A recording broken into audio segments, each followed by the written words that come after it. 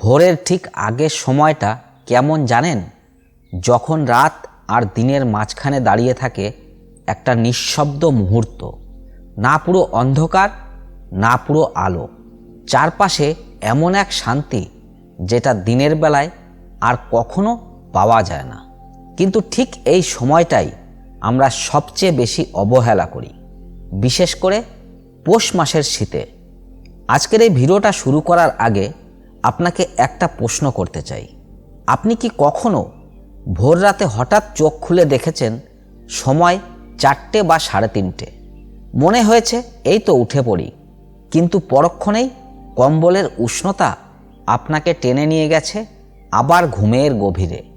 যদি এমনটা হয়ে থাকে তাহলে এই ভিডিওটা আপনার জন্যই। কারণ আজ আমি শুধু ব্রহ্ম মুহূর্তের কথা বলবো না, আজ আমি বলবো শীতের সেই অলসতা নিয়ে যেটা ধীরে ধীরে মানুষের ভাগ্যকেও ঘুম পাড়িয়ে দেয়। অনেকেই মনে করেন শীত মানেই বিশ্রাম, শীত মানেই একটু বেশি ঘুম, শীত মানেই কম কাজ। কিন্তু শাস্ত্র বলে ঠিক উল্টো কথা। শাস্ত্র বলে যে মানুষ শীতে নিজেকে জাগাতে পারে সে সারা বছর নিজেকে জাগিয়ে রাখতে পারে। পৌষ মাস শুধু ঠান্ডার মাস নয়, পৌষ মাস পরীক্ষা নেয় শরীরের নয় মনের। কারণ শরীর তো বলবেই আর একটু ঘুমাও, কিন্তু মন যদি সেই কথায় রাজি হয়ে যায় তখন ধীরে ধীরে জীবনের বড় সুযোগগুলোও আর একটু পরে বলে চলে যায়। ব্রহ্ম মুহূর্ত কি সেটা সবাই জানে, কিন্তু খুব কম মানুষ বোঝে কেন এই সময়টা এত গুরুত্বপূর্ণ। ব্রহ্ম মুহূর্ত কোনো কুসংস্কার নয়, এটা প্রকৃতির বিজ্ঞান। রাতের শেষে যখন পৃথিবীর চৌম্বকীয় শক্তি বদলাতে শুরু করে, যখন বাতাসে ভারী শব্দ থাকে না, যখন মানুষের চিন্তার ঢেউ সবচেয়ে শান্ত থাকে, ঠিক তখনই মানুষের মন সবচেয়ে বেশি গ্রহণক্ষম হয়। এই সময়ে আপনি যা ভাবেন সেটা শুধু ভাবনা থাকে না, ওটা আপনার ভিতরে একটা ছাপ রেখে যায়। এই কারণে ঋষিরা, সাধকেরা, যোগীরা শীতে আরও বেশি করে ভরে উঠতেন। কারণ শীত মনকে স্থির করে, শব্দ কমিয়ে দেয়, আর স্থির মনেই ঈশ্বরের কৃপা সহজে নামে। কিন্তু আজকের মানুষ কি করে? পৌষ মাস এলেই বলে এখন শীত, এখন না, এই মাসটা যাক তারপর শুরু করব। কিন্তু সত্যিটা খুব কঠিন।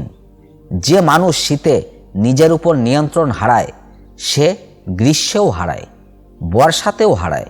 কারণ সমস্যা ঋতুতে নয়, সমস্যা অভ্যাসে। শাস্ত্রে অলসতাকে তমগুণ বলা হয়েছে। এই তমগুণ মানুষকে ধীরে ধীরে ভিতর থেকে ফাঁকা করে দেয়।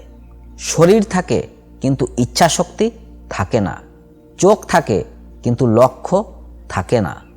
আর ব্রহ্ম মুহূর্ত মানেই সত্যগুণ, আলো, স্বচ্ছতা, জাগরণ।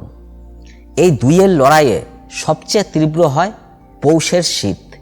এখন প্রশ্ন হলো, এই শীতে কিভাবে সেই অলসতাকে জয় করবেন? আমি আপনাকে কঠিন কোনো নিয়ম দেব না, কারণ কঠিন নিয়ম মানুষ মানে না, মানুষ মানে অনুভব। এই জন্যই আজ আমি বলছি মাত্র একটা টোটকার কথা। এই টোটকাটা বাহ্যিক নয়, এটা ভিতরের। রাতের বেলা ঘুমোতে যাওয়ার ঠিক আগে মোবাইল বন্ধ করে, চোখ বন্ধ করে শুধু একবার মনে মনে বলবেন, আমি কাল ভোরে উঠব ঈশ্বরের সঙ্গে দেখা করতে।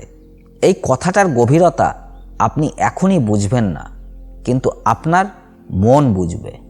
আমরা সকালে উঠতে চাই না, কারণ আমাদের মনে হয় উঠে আবার সেই দুশ্চিন্তা, সেই অভাব, সেই দায়িত্ব। কিন্তু যদি মনে হয় উঠে ঈশ্বরের সঙ্গে সাক্ষাৎ, তাহলে মন নিজেই শরীরকে টেনে তোলে। মানুষ যেখানে যেতে চায় সেখানে যেতে তার অ্যালার্ম লাগে না।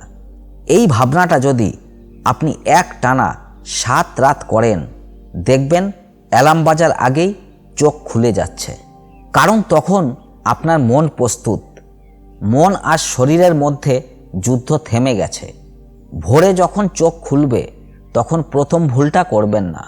কম্বল থেকে উঠে ফোন ধরবেন না, ঘড়ি দেখবেন না, কারণ তখনও আপনার মন আধা ঘুমে।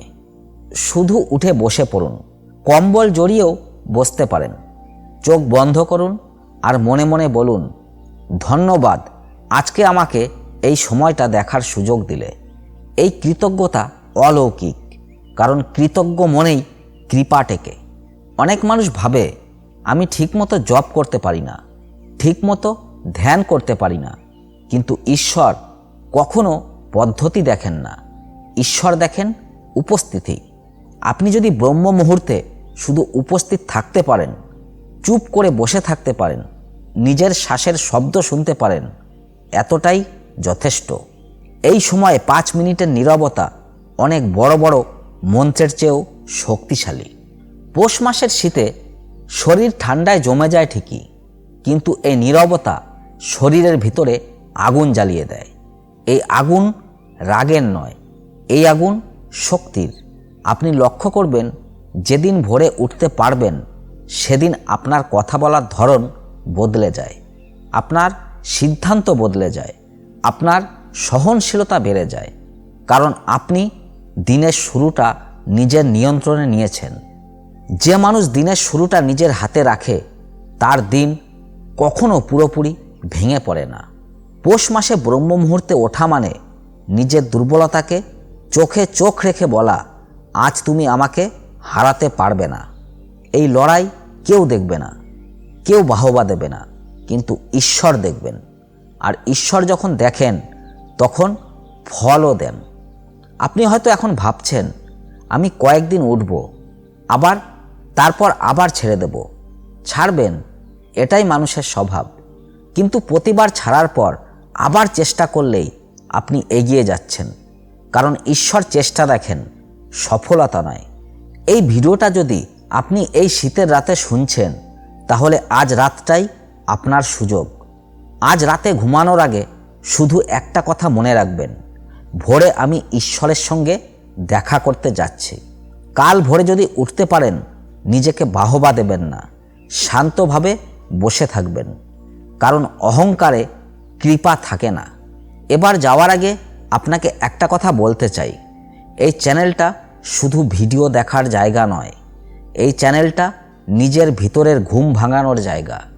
যদি এই ভিডিওটা আপনার মনে একটু আলো জ্বালিয়ে দেয়, তাহলে ভিডিওটিতে একটি লাইক দিন, চ্যানেলটি সাবস্ক্রাইব করুন আর কমেন্টে লিখে জানান, আমি চেষ্টা করব। হয়তো আপনার এই একটি কথাই আরেকজনের জীবনের মোড় ঘুরিয়ে দেবে। মনে রাখবেন, পৌষ মাসের শীতে যে মানুষ নিজেকে জাগাতে পারে তার ভাগ্যকে আর কিছুই ঘুম পাড়াতে পারে না। আজকের মতো এখানেই বিদায় নিচ্ছি। হরি ওম।